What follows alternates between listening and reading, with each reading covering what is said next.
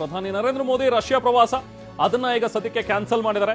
ಮೇ 9ನೇ ತಾರೀಕು ನಿಗದಿ ಆಗಿತ್ತು ಪ್ರವಾಸ, ಆದರೆ ಅದನ್ನ ಸದ್ಯಕ್ಕೆ ಕ್ಯಾನ್ಸಲ್ ಮಾಡಿದ್ದಾರೆ. ರಷ್ಯಾ ವಿಕ್ಟರಿ ಪರೇಡ್ ನಲ್ಲಿ ನರೇಂದ್ರ ಮೋದಿ ಅವರು ಭಾಗಿಯಾಗಬೇಕಾಗಿತ್ತು. ವಿಕ್ಟರಿ ಪರೇಡ್ ನಲ್ಲಿ ಭಾಗಿಯಾಗೋದಕ್ಕೆ ಆಹ್ವಾನವನ್ನ ಕೂಡ ನೀಡಲಾಗಿತ್ತು, ಬಟ್ ಅದನ್ನ ಈಗ ಕ್ಯಾನ್ಸಲ್ ಮಾಡಿದ್ದಾರೆ. ಸಹಜ, ಯಾಕಂದ್ರೆ ಇಲ್ಲಿ ನಡೀತಾ ಇರುವಂತಹ ಒಂದಷ್ಟು ಬೆಳವಣಿಗೆಗಳೇನಿವೆ, ಈ ಸಂದರ್ಭದಲ್ಲಿ ಯಾವುದೇ ಬೇರೆ ರಾಷ್ಟ್ರಗಳಿಗೆ ಪ್ರವಾಸ ಮಾಡುವಂಥದ್ದು ಈಗ ಸದ್ಯಕ್ಕೆ ಅವಶ್ಯಕತೆ ಇಲ್ಲ. ಸೊ ಹಾಗಾಗಿ ಇಲ್ಲಿ ಪ್ರಮುಖವಾಗಿ ಭಾರತದಲ್ಲಿದ್ದು ಸೊ ಇಲ್ಲಿನ ಒಂದು ಸ್ಥಿತಿಗತಿಗಳನ್ನ ನಾವು ನಿಭಾಯಿಸ್ಕೋಬೇಕು. ಜೊತೆಗೆ ಈ ಒಂದು ಮೂಡ್ ಆಫ್ ದ ನೇಷನ್ ಏನಿದೆ ಅದನ್ನ ಕೂಡ ಅರ್ಥ ಮಾಡ್ಕೋಬೇಕಾಗತ್ತೆ. ಹಾಗೆ ಸದ್ಯಕ್ಕಿರುವಂತಹ ಒಂದು ಪರಿಸ್ಥಿತಿ, ಸೊ ಯಾವುದೇ ಕ್ಷಣದಲ್ಲಿ ಬೇಕಾದರೂ ಏನಾದರೂ ಅನಾಹುತ ಸಂಭವಿಸುವಂಥ ಒಂದು ಸಾಧ್ಯತೆ, ಶತ್ರು ರಾಷ್ಟ್ರದ ಮೇಲೆ ಯಾವುದೇ ರೀತಿಯಾದಂಥ ನಂಬಿಕೆ ಇಲ್ಲ. ಸೊ ಹಾಗಾಗಿ ಪ್ರವಾಸವನ್ನು ಕೂಡ ಈಗ ಸದ್ಯಕ್ಕೆ ಕ್ಯಾನ್ಸಲ್ ಮಾಡಿದ್ದಾರೆ. ಸೊ ಇನ್ನು ಇವತ್ತು ನಡೆದಂತಹ ಒಂದು ಮೀಟಿಂಗ್, ಇನ್ನು ನಿಗದಿಯಾಗಿದ್ದಂತಹ ಒಂದು ಪ್ರೆಸ್ ಮೀಟ್, ಅದನ್ನು ಪೋಸ್ಟ್ಪೋನ್ ಮಾಡಿದರೆ. ಹೆಚ್ಚಿನ ಮಾಹಿತಿಯನ್ನು ಪಡೆಯೋಣ. ನಮ್ಮ ದೆಹಲಿ ಪ್ರತಿನಿಧಿ ಹರೀಶ್ ಕೂಡ ನಮ್ಮ ಜೊತೆಗೆ ಜಾಯ್ನ್ ಆಗಿದ್ದಾರೆ. ಹರೀಶ್, ಇವತ್ತು ನಡೆದಂತಹ ಒಂದು ಕ್ಯಾಬಿನೆಟ್ಗಳ ಮ್ಯಾರಥಾನ್ ಮೀಟಿಂಗ್, 4 ಮೀಟಿಂಗ್ಗಳನ್ನು ಕೂಡ ಈಗಾಗಲೇ ಮುಗಿಸಿದ್ದಾರೆ. ಇನ್ಫ್ಯಾಕ್ಟ್ ಇನ್ನೇನು ಸ್ವಲ್ಪ ಹೊತ್ತಿನಲ್ಲಿ ಮಾಹಿತಿ ಶೇರ್ ಆಗುತ್ತೆ ಅಂತೇಳಿ ಅನ್ಕೊಂಡಿದ್ವಿ, ಅದನ್ನು 4 ಗಂಟೆಗೆ ಪೋಸ್ಟ್ಪೋನ್ ಮಾಡಲಾಗಿದೆ. ಬಟ್ ಇನ್ಸೈಟ್ಸ್ ಈಗ ಸದ್ಯಕ್ಕೆ ನಿಮಗೆ ಲಭ್ಯವಾಗಿರುವಂಥದ್ದು, ಈ 4 ಮೀಟಿಂಗ್ಗಳಲ್ಲಿ ಯಾವ ರೀತಿಯಾಗಿ ಚರ್ಚೆಗಳಾಗಿವೆ, ಯಾವೆಲ್ಲ ವಿಷಯಗಳನ್ನು ಮಂಡಿಸಲಾಗಿದೆ, ಸೊ ಇದೆಲ್ಲದರ ಬಗ್ಗೆ ಒಂದಷ್ಟು ಮಾಹಿತಿ ಏನಾದರೂ ಸಿಕ್ಕಿದೆಯಾ ಹರೀಶ್? ರೆಹಮಾನ್, ಇವತ್ತು ನಡೆದಂತಹ ಮಹತ್ವದ ಕ್ಯಾಬಿನೆಟ್ ಮೀಟಿಂಗ್ ಅನ್ನ ಸೂಪರ್ ಕ್ಯಾಬಿನೆಟ್ ಮೀಟಿಂಗ್ ಅಂತಾನೆ ಕರೀತಾರೆ. ಯಾಕಂತಂದ್ರೆ ವಿಶೇಷವಾದಂತಹ ಕ್ಯಾಬಿನೆಟ್, ದೇಶದ ಭದ್ರತೆ ಮತ್ತು ಸುರಕ್ಷತೆಗೆ ಸಂಬಂಧಪಟ್ಟಂತಹ ಅನೇಕ ವಿಚಾರಗಳನ್ನ ಇವತ್ತಿನ ಸೂಪರ್ ಕ್ಯಾಬಿನೆಟ್ ನಲ್ಲಿ ಚರ್ಚೆ ಮಾಡಲಾಗಿದೆ. ಇಂಥದ್ದೊಂದು ಸೂಪರ್ ಕ್ಯಾಬಿನೆಟ್ ಪುಲ್ವಾಮಾ ದಾಳಿಯ ಬಳಿಕ ನಡೆದಿತ್ತು. ಇದಾದ ನಂತರ ಈಗ ಪಹಲ್ಗಾಮ್ ಉಗ್ರರ ದಾಳಿಯ ಬಳಿಕ ಈ ಒಂದು ಸೂಪರ್ ಕ್ಯಾಬಿನೆಟ್ ಮೀಟಿಂಗ್ ನಡೆದಿದೆ. ಇವತ್ತು ಸರಣಿ ರೀತಿಯಲ್ಲಿ ಕ್ಯಾಬಿನೆಟ್ ಸಮಿತಿಯ ಸಭೆಗಳು ನಡೆದಿರುವಂತಹ ಮೊದಲು ಭದ್ರತಾ ಸಂಪುಟ ಸಮಿತಿಯ ಸಭೆ ನಡೆಯಿತು, ನಂತರ ಪೊಲಿಟಿಕಲ್ ಅಫೇರ್ಸ್ ಸಭೆ ನಡೆಯಿತು, ನಂತರ ಎಕನಾಮಿಕ್ ಅಫೇರ್ಸ್ ಸಭೆ ನಡೆದ ಬಳಿಕ ಕ್ಯಾಬಿನೆಟ್ ಸಭೆಯನ್ನ ಮಾಡಲಾಯಿತು. ಇಲ್ಲಿ ಎಲ್ಲ ಸಚಿವರುಗಳು ಕೂತು ಚರ್ಚೆಯನ್ನ ಮಾಡಿದ್ದಾರೆ. ಪ್ರಧಾನಿ ನರೇಂದ್ರ ಮೋದಿ ಅವರ ನೇತೃತ್ವದಲ್ಲಿ ನಡೆದಂತಹ ಈ ಸಭೆಯಲ್ಲಿ ಅನೇಕ ತೀರ್ಮಾನಗಳನ್ನ ಕೈಗೊಳ್ಳಲಾಗಿದೆ ಅನ್ನುವಂತಹ ಮಾಹಿತಿ ಸಿಗ್ತಾ ಇದೆ. ದೇಶದ ರಕ್ಷಣೆ ಮತ್ತು ಭದ್ರತೆ, ಮುಖ್ಯವಾಗಿ ಪಾಕಿಸ್ತಾನದ ಉಗ್ರರಿಗೆ ತಕ್ಕ ಪಾಠವನ್ನು ಕಲಿಸಬೇಕಾಗಿದೆ. ಪಾಕಿಸ್ತಾನದ ಉಗ್ರರ ನೆಲೆಗಳನ್ನ ಇನ್ನಿಲ್ಲದಂತೆ ಮಾಡಬೇಕಾಗಿದೆ. ಅದಕ್ಕಾಗಿ ಯಾವ ರೀತಿ ಕ್ರಮಗಳನ್ನು ತೆಗೆದುಕೊಳ್ಳಬಹುದು ಅನ್ನುವಂಥ ಬಗ್ಗೆ ಆಂತರಿಕವಾಗಿ ಚರ್ಚೆಯನ್ನ ಮಾಡಿರ್ತಾರೆ. ಮತ್ತೆ ಅದನ್ನ ಬಹಿರಂಗವಾಗಿಯೂ ಕೂಡ ಹೇಳದೇ ಇರುವಂತಹ ಸಾಧ್ಯತೆ ಇರುತ್ತೆ. ಯಾಕಂತಂದ್ರೆ ಮುಖ್ಯವಾಗಿ ಈಗ ಪಾಕಿಸ್ತಾನ ಅಲರ್ಟ್ ಆಗಿದೆ. ಪಾಕಿಸ್ತಾನ ಸಚಿವರು ಹೇಳ್ತಿದ್ದಾರೆ, ಇನ್ನು 24 ಗಂಟೆ 36 ಗಂಟೆ ಒಳಗೆ ಭಾರತ ನಮ್ಮ ಮೇಲೆ ಅಟ್ಯಾಕ್ ಮಾಡಬಹುದು, ಪಾಕಿಸ್ತಾನದ ಸೈನಿಕರು ಗಡಿಯಲ್ಲಿ ಸಿದ್ಧರಾಗಿರ್ಬೇಕು, ಎಲ್ಲ ಸಿದ್ಧತೆಗಳನ್ನ ನಡೆಸಬೇಕು ಅನ್ನುವಂತ ನಿಟ್ಟಿನಲ್ಲಿ ಪಾಕಿಸ್ತಾನ ಸಚಿವರೇ ರಾತ್ರಿ 2 ಗಂಟೆಗೆ ಒಂದು ಸುದ್ದಿಗೋಷ್ಠಿಯನ್ನು ನಡೆಸಿ ಹೇಳ್ತಾರೆ. ಹೀಗಾಗಿ ಪಾಕಿಸ್ತಾನ ಕೂಡ ಅಲರ್ಟ್ ಆಗಿದೆ.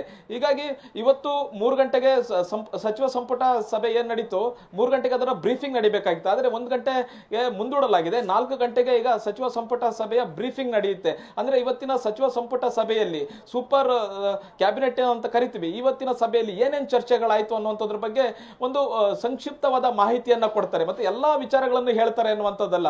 ನಿನ್ನೆ ಪ್ರಧಾನಿ ನರೇಂದ್ರ ಮೋದಿ ಅವರು ಎಲ್ಲ ಸೇನಾ ಮಹಾದಂಡ ನಾಯಕರ ಜೊತೆ ಸಭೆಯನ್ನ ನಡೆಸಿದ್ರು. ಎಲ್ಲ ಪಡೆಗಳ ನಾಯಕರುಗಳ ಜೊತೆ ಸಭೆಯನ್ನ ನಡೆಸಿ ಎಲ್ಲ ಸಂಪೂರ್ಣ ಪರಮಾಧಿಕಾರವನ್ನ ಕೊಟ್ಟಿದ್ದಾರೆ. ಅಂದ್ರೆ ಪಾಕಿಸ್ತಾನದ ಉಗ್ರರ ಶಿಬಿರಗಳ ಮೇಲೆ ದಾಳಿ ಮಾಡಲಿಕ್ಕೆ ನಿಮಗೆ ಸಂಪೂರ್ಣವಾದಂತಹ ಅಧಿಕಾರವನ್ನ ಕೊಡಲಾಗಿದೆ. ಮತ್ತೆ ದೇಶದ ಸೈನ್ಯದ ಬಗ್ಗೆ ನಂಬಿಕೆ ಇದೆ, ಅದರ ಸಾಮರ್ಥ್ಯದ ಮೇಲೆ ನಮಗೆ ನಂಬಿಕೆ ಇದೆ. ನೀವು ಯಾವ ಕ್ರಮ ಕೈಗೊಂಡ್ರು ಕೂಡ ಅದು ನಿಮ್ಮ ಮೇಲೆ ಬಿಟ್ಟಿರುತ್ತೆ ಅನ್ನುವಂತಹದನ್ನ ಪ್ರಧಾನಿ ನರೇಂದ್ರ ಮೋದಿ ಅವರು ಹೇಳಿ ಸಂಪೂರ್ಣ ಒಂದು ಫ್ರೀ ಹ್ಯಾಂಡ್ ಅನ್ನ ಕೊಟ್ಟಿರುವಂತಹದ್ದು. ಹೀಗಾಗಿ ಇವತ್ತು ನಡೆದಂತಹ ಸಚಿವ ಸಂಪುಟ ಸಭೆ ಏನಿದೆ ಬಹಳಷ್ಟು ಮುಖ್ಯ ಆಗಿತ್ತು. ಸಾಕಷ್ಟು ವಿಚಾರಗಳು ಚರ್ಚೆ ಆಗಿದೆ. ಮತ್ತೆ ಇಲ್ಲಿ ಭಾರತ ಯಾವ ರೀತಿಯಾಗಿ ದಾಳಿ ಮಾಡುತ್ತೆ ಅನ್ನುವಂತಹದ್ದೇ ಕುತೂಹಲ ಇರುವಂತಹದ್ದು. ಅನೇಕ ದಾರಿಗಳಿವೆ. ಒಂದು ಸರ್ಜಿಕಲ್ ಸ್ಟ್ರೈಕ್ ಮಾಡುವಂತಹದ್ದು, ಈಗಾಗಲೇ ಪಾಕಿಸ್ತಾನ ಸರ್ಜಿಕಲ್ ಸ್ಟ್ರೈಕ್ ನ ಏಟನ್ನ ತಿಂದಿದೆ.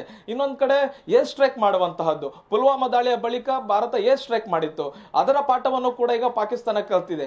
ಮುಖ್ಯವಾಗಿ ಉಗ್ರರ ನೆಲೆಗಳನ್ನ ಹುಡುಕಿ ಅವುಗಳ ಮೇಲೆ ಅಟ್ಯಾಕ್ ಅನ್ನ ಮಾಡಬೇಕಾಗಿದೆ ಭಾರತ. ಮತ್ತೆ ವಿಶ್ವಕ್ಕೂ ಕೂಡ ತೋರಿಸಬೇಕಾಗಿದೆ ಉಗ್ರವಾದದ ವಿರುದ್ಧ ಭಾರತ ಕಠಿಣ ಕ್ರಮಗಳನ್ನ ಕೈಗೊಳ್ಳುತ್ತಿದೆ, ಮತ್ತೆ ಉಗ್ರವಾದವನ್ನ ಪಾಕಿಸ್ತಾನ ಪೋಷಣೆ ಮಾಡ್ತಾ ಇದೆ. ಇದಕ್ಕೆ ನಾವು ತಿರುಗೇಟನ್ನ ಕೊಟ್ಟಿದ್ದೀವಿ, ಮತ್ತೆ ಪ್ರತಿಕಾರವನ್ನ ತೀರಿಸಿಕೊಂಡಿದ್ದೀವಿ ಅನ್ನುವಂಥದ್ದನ್ನ ಜಗತ್ತಿಗೆ ಭಾರತ ಹೇಳಬೇಕಾಗಿದೆ.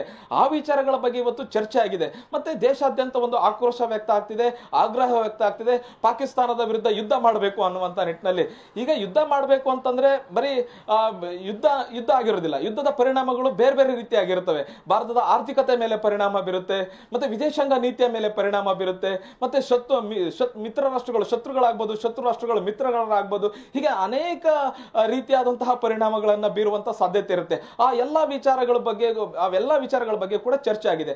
ಇನ್ನೂ ಮುಖ್ಯವಾಗಿ ಗಡಿ ಭದ್ರತೆಯಲ್ಲಿ ಕೇಂದ್ರ ಗೃಹ ಇಲಾಖೆ ಯಾವ ಕ್ರಮಗಳನ್ನ ಕೈಗೊಂಡಿದೆ, ಸಿಆರ್ಪಿಎಫ್, ಬಿಎಸ್ಎಫ್, ಐಟಿಬಿಪಿ ಅಂದ್ರೆ ಗಡಿಯಲ್ಲಿ ನಿಯೋಜನೆಗೊಂಡಿರ್ತಕ್ಕಂತಹ ಪರಿಸ್ಥಿತಿ ಹೇಗಿದೆ ಈಗ, ಮತ್ತೆ ಪಾಕಿಸ್ತಾನ ಅಪ್ರಚೋದಿತ ದಾಳಿಯನ್ನು ಕೂಡ ಮಾಡ್ತಾ ಇದೆ. ಕಳೆದ 6 ದಿವಸಗಳಿಂದನೂ ಕೂಡ ನಿರಂತರವಾಗಿ ಪಾಕಿಸ್ತಾನ ಅಪ್ರಚೋದಿತ ದಾಳಿಯನ್ನ ಭಾರತದ ಕಡೆಗೆ ಮಾಡ್ತಾ ಇದೆ. ಭಾರತವು ಕೂಡ ಒಂದು ತಕ್ಕ ತಿರುಗೇಟನ್ನ ಕೊಡ್ತಾ ಇರುವಂತಹದ್ದು. ಈ ಎಲ್ಲ ವಿಚಾರಗಳು ಕೂಡ ಚರ್ಚೆ ಆಗ್ತಾ ಇದೆ. ಮತ್ತೆ ಎನ್ಐಎ ಈ ಒಂದು ಪಹಲ್ಗಾಮ್ ದಾಳಿಯನ್ನ ಎನ್ಐಎ ತನಿಖೆ ಮಾಡ್ತಿದೆ. ಎನ್ಐಎ ತನಿಖೆ ಮಾಡ್ತಿರ್ತಕ್ಕಂಥ ಈ ಸಂದರ್ಭದಲ್ಲಿ 5-6 ದಿವಸಗಳಾಯ್ತು ಎನ್ಐಎ ತನಿಖೆ ಮಾಡ್ಲಿಕ್ಕೆ ಶುರು ಮಾಡಿ.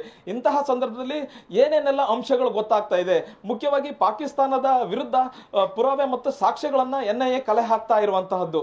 ಮತ್ತೆ ಉಗ್ರರು ಹೇಗೆ ಬಂದ್ರು, ಅವ್ರು ಹೇಗೆ ಅಟ್ಯಾಕ್ ಅನ್ನ ಮಾಡಿದ್ರು, ಇಲ್ಲಿ ಸ್ಥಳೀಯರು ಯಾರ್ಯಾರು ಹೆಲ್ಪ್ ಮಾಡಿದ್ರು, ಮತ್ತೆ ಪಾಕಿಸ್ತಾನದಲ್ಲಿ ಆಕ್ಟಿವ್ ಆಗಿರತಕ್ಕಂತಹ ಭಯೋತ್ಪಾದಕ ಸಂಘಟನೆಗಳು ಯಾವ ರೀತಿಯಾಗಿ ಈ ಒಂದು ಉಗ್ರವಾದವನ್ನ ಪೋಷಣೆ ಮಾಡ್ತಾ ಇವೆ, ಮತ್ತೆ ಈ ಪಹಲ್ಗಾಮ್ ಅಟ್ಯಾಕ್ ನಲ್ಲಿ ಲಷ್ಕರ್ ಎ ತೊಯ್ಬಾ ಆಗಿರ್ಬೋದು, ಇನ್ನಿತರ ಸಂಘಟನೆಗಳಾದಂತಹ ಜೈಷ್ ಎ ಮೊಹಮ್ಮದ್ ಆಗಿರ್ಬೋದು, ಈ ಸಂಘಟನೆಗಳು ಹೇಗೆ ಇದರ ಮೇಲೆ ಒಂದು ಅಂದ್ರೆ ಹೇಗೆ ಇದು ಪೂರಕವಾಗಿರುತ್ತೆ, ಈ ಒಂದು ಸಾಕ್ಷಿ ಪುರಾವೆಗಳಿಗೆ ಎಲ್ಲವನ್ನು ಕೂಡ ಅವಲೋಕನವನ್ನ ಮಾಡಲಾಗ್ತಿದೆ.